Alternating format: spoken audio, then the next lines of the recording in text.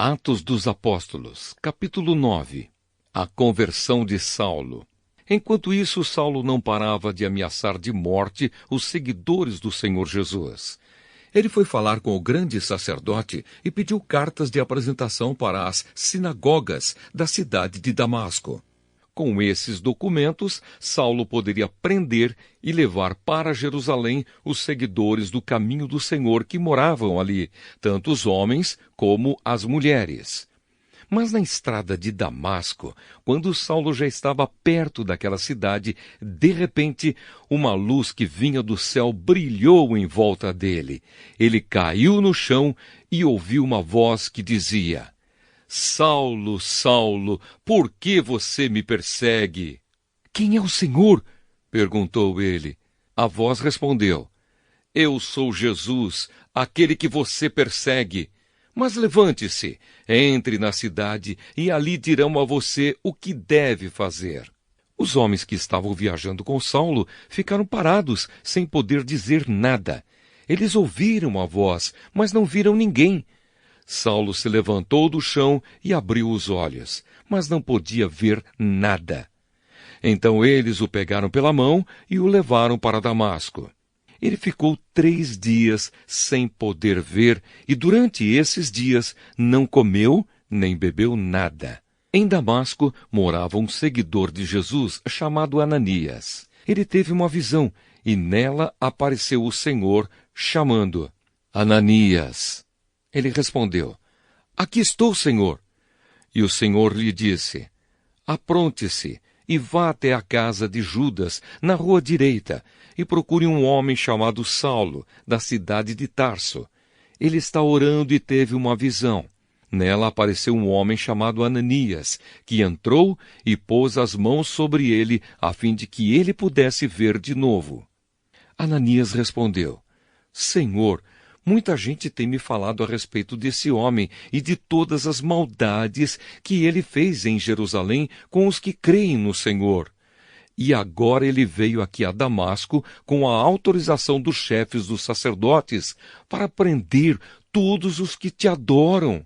Mas o Senhor disse a Ananias: Vá, pois eu escolhi esse homem para trabalhar para mim, a fim de que ele anuncie o meu nome aos não-judeus, aos reis e ao povo de Israel. Eu mesmo vou mostrar a Saulo tudo o que ele terá de sofrer por minha causa. Então Ananias foi, entrou na casa de Judas, pôs as mãos sobre Saulo e disse: Saulo, meu irmão, o Senhor que me mandou aqui é o mesmo Jesus que você viu na estrada de Damasco. Ele me mandou para que você veja de novo e fique cheio do Espírito Santo. No mesmo instante, umas coisas parecidas com escamas caíram dos olhos de Saulo e ele pôde ver de novo. Ele se levantou e foi batizado. Depois ele comeu alguma coisa e ficou forte como antes. Saulo em Damasco. Saulo ficou alguns dias com os seguidores de Jesus em Damasco e começou imediatamente a anunciar Jesus nas sinagogas, dizendo: Jesus é o Filho de Deus. Todos os que ouviam Saulo ficavam admirados e perguntavam: não é este o homem que em Jerusalém estava matando todos os seguidores de Jesus? Não foi ele que veio até aqui para prender e levar essa gente aos chefes dos sacerdotes?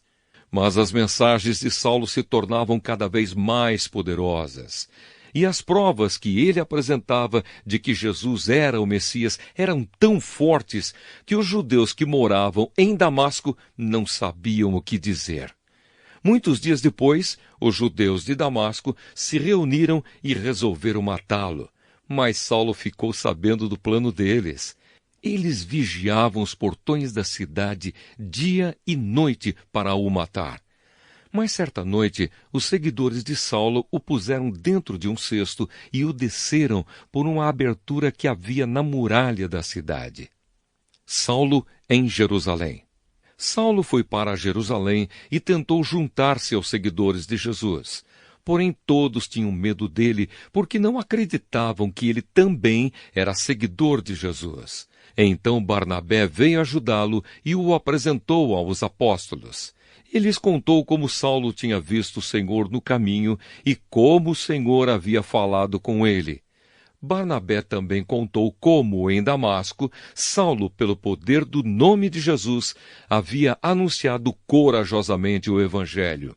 Depois disso, Saulo ficou com eles, andando por toda a parte em Jerusalém, e pelo poder do nome do Senhor, ele anunciava corajosamente o Evangelho. Ele também conversava e discutia com os judeus que tinham sido criados fora da terra de Israel, mas eles procuravam um jeito de matá-lo. Quando os irmãos souberam disso, levaram Saulo até a cidade de Cesareia, e depois o mandaram para a cidade de Tarso. Em toda a região da Judéia, Galiléia e Samaria, a igreja estava em paz. Ela ficava cada vez mais forte, crescia em número de pessoas com a ajuda do Espírito Santo e mostrava grande respeito pelo Senhor Jesus. Pedro, nas cidades de Lida e Jope. Pedro viajava por toda a parte. Um dia foi visitar o povo de Deus que morava na cidade de Lida.